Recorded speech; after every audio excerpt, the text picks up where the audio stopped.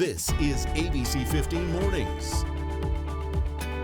A warning about the economy. It's in this kind of environment, high inflation, high interest rates, when things kind of go off the rails and recessions can occur. How bad is inflation going to get? Dealing with gas prices. We could see a decline of anywhere from 10 to maybe 25 cents a gallon. The president set to announce a new plan to ease the pain at the pump. Getting ready to fly or catch a bus without wearing a mask. I think those kinds of mandates are counterproductive, particularly at this time. Will we soon be traveling with our faces uncovered? And it is Instagram official.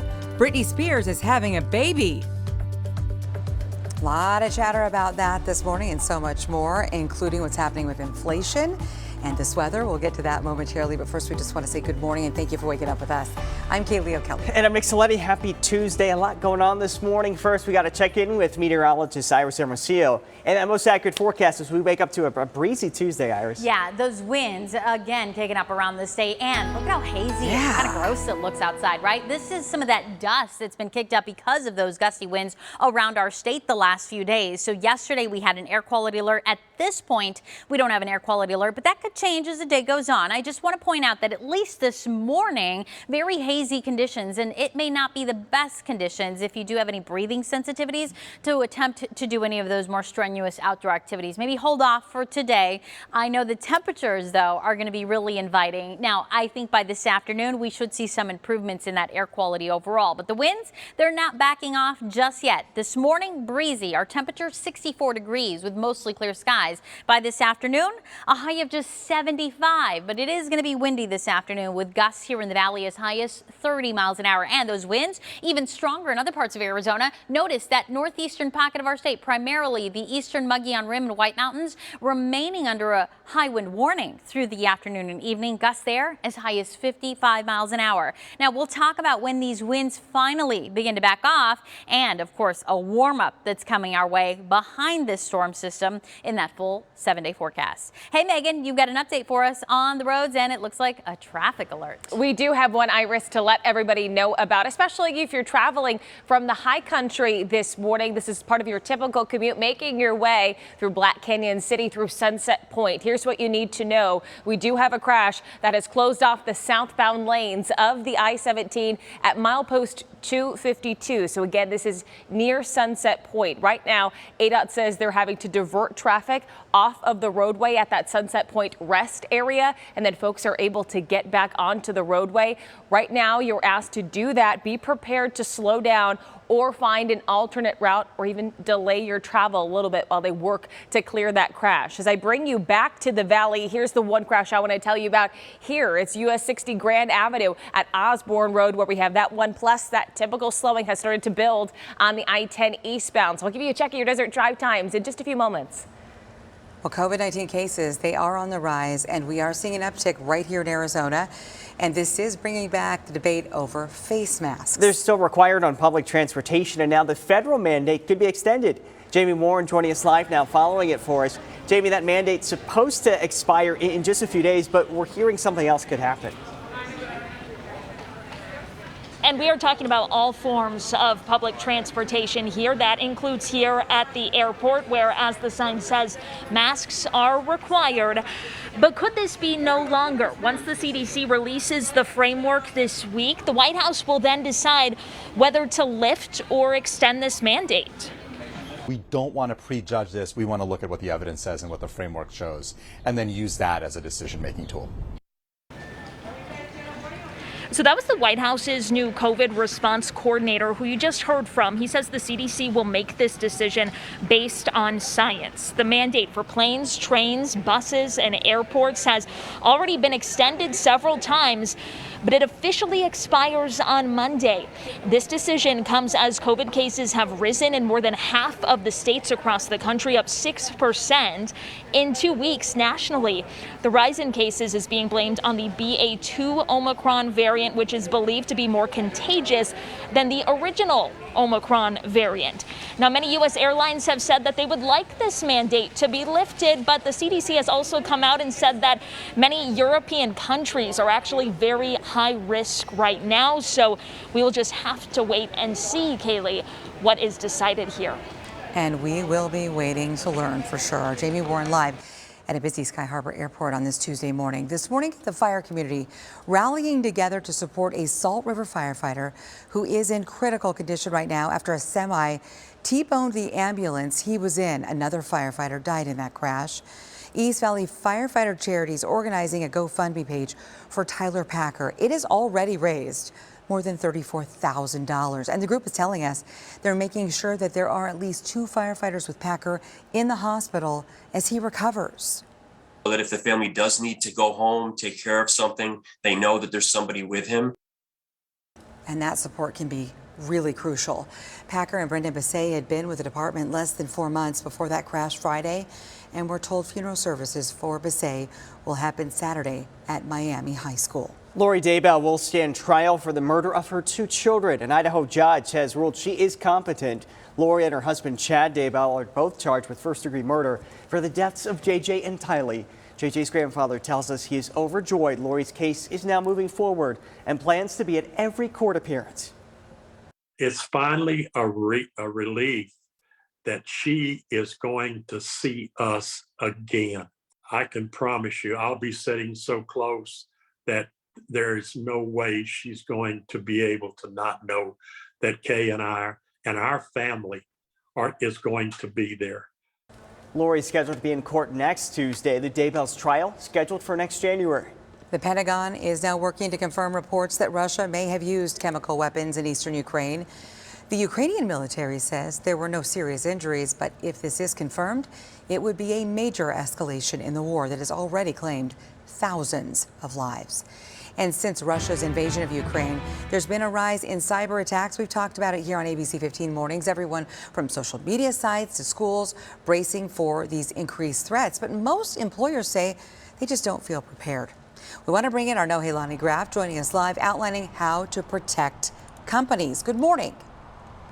Good morning, Kaylee. Yeah, this is something that it's not just a Hollywood plotline. It's real. It is happening to real businesses. But a recent survey by the Small Business Administration found that 88% of small business owners said they do feel vulnerable to a cyber attack, but they don't feel like they have the tools to protect themselves. So there is now a 5-point checklist out of things that those companies can start doing right away to try and protect company and employee information. And this all comes from the Better Business Bureau. So their first tip is if you do not have an in-house tech department, then hire somebody to make sure that your Wi-Fi network is protected. Somebody who can implement firewalls, intrusion prevention systems, and encrypt your internet traffic. Second, implement role-based access control. So what that means is basically you're giving access to specific employees based on their position. So maybe certain managers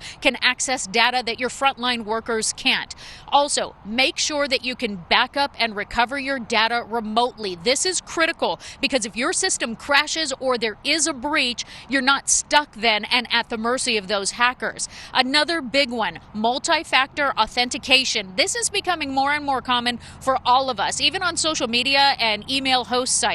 So in addition to a password, you might get a code texted to your phone, or you use a thumbprint to access software, maybe even use employee ID numbers to log in.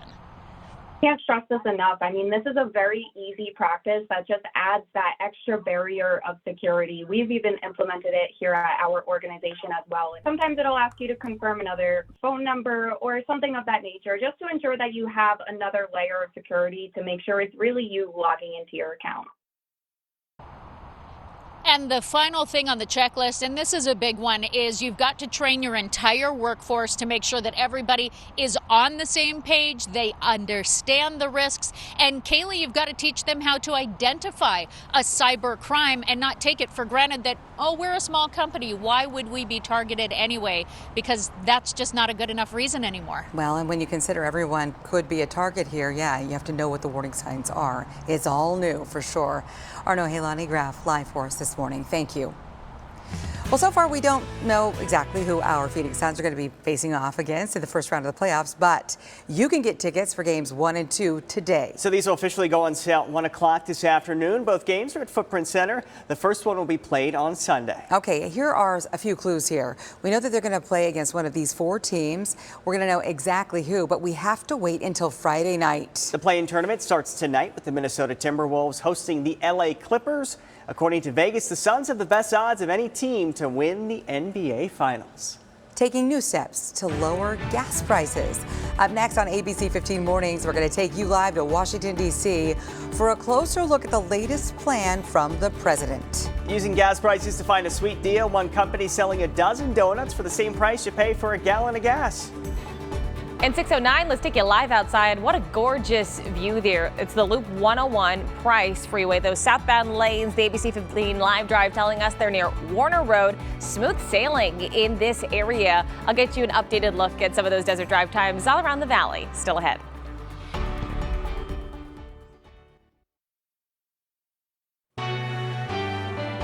Well, today, more than a dozen states are bracing for severe weather as we take a look at your morning headlines on this Tuesday. Some strong storms already bringing thunderstorms and hail to Arkansas. At least one tornado touchdown near an Air Force base just north of Little Rock. A new study is showing life expectancy for Americans fell to 76 in 2021. And it does continue the trend from 2020 when life expectancy dipped by nearly 2 years. Some Etsy vendors are on strike, protesting higher fees to sell products on that site. Starting this week, they have to pay 6.5% commission per transaction, and previously that was 5%. And Britney Spears is pregnant, the pop star announcing on Instagram. She and her fiance are expecting their first child together. She did go on to share that she suffered from depression when she was pregnant before. So this time around, she says she's planning to stay out of the spotlight. This morning, we're going in depth, focusing on inflation and gas prices. Are we going to see any relief when it comes to these in our wallets? Let's bring in our chief political correspondent, Joe St. George, this morning, who's live in Washington for us. Joe, the Consumer Price Index just released. Is it telling us anything about the current state of inflation?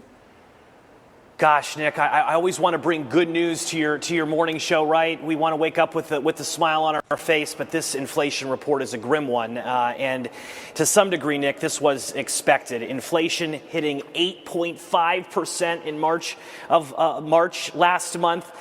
That means the price for goods and services costs on average around 8.5% more in 2022, March of 2022, than it did in March of 2021. One of the biggest contributors to this was the price of food, which impacts us all when we go to a grocery store in the valley. Also, the price of gasoline soaring. One reason because of Russia's invasion of Ukraine. This is obviously a big deal for families because a lot of any raise that you may get at work, if you look at the data, is not keeping up with the current state of inflation. In fact, hourly wages have dipped over the course of the last year, which is the opposite direction of where things want to be. So I wish I had better news for you, Nick, but this 8.5% number continues to mean that inflation is getting worse in our country, not better. Yeah, definitely not what we wanted to hear this morning. Here's something that some people say could be a little bit of good news, maybe some relief. President Joe Biden is expected to announce later today that gasoline containing 15% ethanol can be sold, all in an effort to lower prices. But what kind of reaction is this getting? Well, it depends who you ask. If you ask climate change, those who are concerned about the environment in Arizona, there is a bit of a concern because this type of gasoline, this cheaper form of gasoline, typically pollutes the air a bit more. Some studies have connected it to more smog. However, the president is saying today in his speech in Iowa that he needs to enact a waiver to allow this cheaper form of gasoline to be sold throughout the summer to bring some relief. What does that look like, Nick? In Arizona, in Phoenix, the average price for a gallon of gas is around $4.60 a gallon.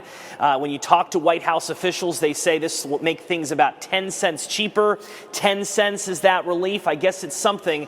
Still, people are experiencing sticker shock, a lot of pain at the pump when they go fill up in Phoenix and across Arizona and indeed across the country. So not the numbers we all want to hear this morning, but that's the reality. Things continue to get more expensive, Mr. Saletti. They certainly do, and we hear from people who say, hey, every little bit helps. Our Joe St. George live from Capitol Hill this morning. Joe, we appreciate you being with us. All right, time right now is 6:17. Let's talk winds because, man, they have certainly been an issue for us the last several days. And today, no exception. We are waking up to gusty winds around the state and breezes again here in the valley. Our sustained winds, at least at Phoenix Sky Harbor, so constant wind speeds at about 10 miles an hour. But you'll notice in northeast Arizona, those more constant sustained winds topping 30 miles an hour in spots like Show Low. Still pretty breezy to windy across that northeast pocket of our state. Wind gusts, though, as of the top of the hour, even stronger. We're talking gusts as high as 45 miles an hour in spots like Show Low, near 40 miles an hour in Flagstaff. Bullhead City still dealing with those strong wind gusts too. Now, northeast Arizona is an area where we're going to continue to feel these gusty winds through the afternoon into the evening. And in fact, those areas under a high wind warning. So we're talking spots along the eastern rim and into the White Mountains, gusts as high as 55 miles an hour there through this evening. For southeast Arizona, still under wind advisories, gusts there as high as 55 miles an hour too. We also have dust advisories. So essentially these winds could kick up some areas of blowing dust that drop visibility below a mile. So blowing dust advisories for southeast Arizona, something to keep in mind if by chance you're traveling down into New Mexico using the I-10. And we also are looking at a heightened wildfire risk with red flag warnings in place for southeast Arizona too. Now these winds are kicking up as we track a cold front that's coming into our state, and that's going to mean cooler temperatures today. Right now we're waking up to 37 in Flagstaff. It's 44 in Prescott, 55 in Globe. Phoenix Sky Harbor checking in at 64 degrees. Sky Harbor at 64 with those winds again out of the west at about 10 miles an hour. As you look at that hour by hour breakdown, it's going to be a very gradual warm up today. Yesterday, we made it into the upper 80s. Today, we won't even see the 80s, mid 70s for highs. And I think our peak temperature comes in that 4 o'clock hour, just as those winds are reaching their peak too. Sustained winds near 20 miles an hour to 25 miles an hour with gusts as high as 30 miles an hour today. So another windy afternoon in the valley, but a cooler one too. A high of 75 for Phoenix. Meanwhile, we'll top out at 63 in Globe, 54 in Prescott, and 45 today in Flagstaff. Temperatures today in the mid 70s, then tonight down into the 40s. The winds easing up tonight too, and tomorrow I expect lighter breezes with highs in the 70s again. But then we start our warm up, and look what temperatures are doing. By the weekend, we're heading back into the 90s. So today a windy day, but at least we get some 70s, and I'd recommend enjoying them for the next couple of days before we warm up again. ABC 15 Desert Drive Time, sponsored by Accident Law Group. 6:19 now on your Tuesday morning. I'm Megan Thompson, watching those current traffic conditions and a traffic alert to tell you about if you're coming to or from the high country, Black Canyon City. I-17 southbound is closed off right now near Sunset Point due to a crash. We're still working to get some information on this one, but here's what you need to know if you're a driver in this area. It's at milepost 252. So what ADOT is doing is actually diverting traffic off of the roadway at the Sunset Point rest area and then back on. So you will notice this slight closure. You will be able to continue getting by at that point, but you may want to give yourself some extra time or maybe even delay your travel if you can. As I bring you back to the valley, just a couple hazards to tell you about. Bell Road westbound, the road is blocked from Reams to Mountain Vista Boulevard, and we do still have that crash at Grand Avenue and Osborne, plus that typical slowing on the 10. So here's that desert drive time for you. It's 28 minutes on the I-10 from the 303 to the mini stack. We're checking in at 11 minutes. That should switch back over to the green on the 17 southbound from the 101 to the stack, and 13 minutes on the 51 from the 101 to the mini stack. It's 6:21, still to come on ABC 15 Mornings. Is there a gender disparity in safety ratings for cars? At 6:24, why crash test dummies may need to be updated. And then dealing with learning loss at 6:36, how one Valley school district is using federal dollars to get students all caught up. And at 6:44, that deadline almost here. We walk through how filing your taxes may be a little different this year. Plus, things are heating back up just in time for, those Easter egg hunts. Yeah. At 6:48, Iris is back with your exclusive Super 7-day forecast. Hang on.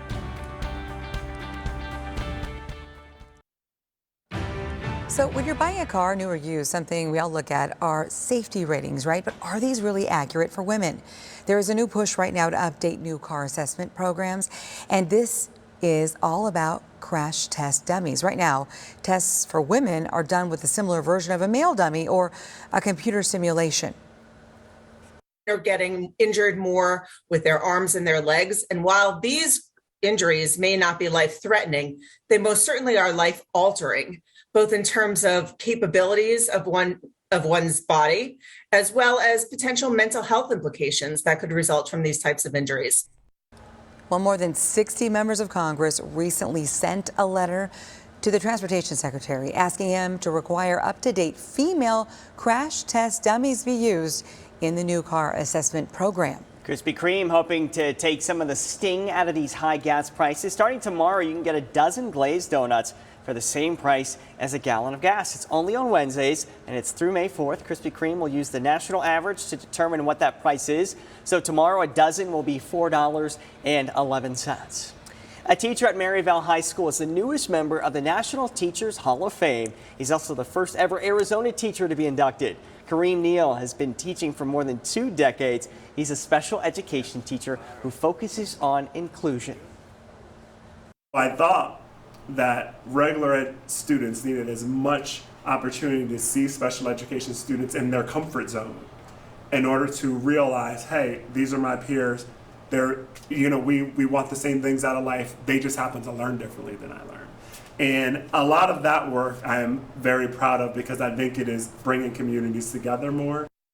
And this isn't his first honor. Neal was named Arizona Teacher of the Year in 2019.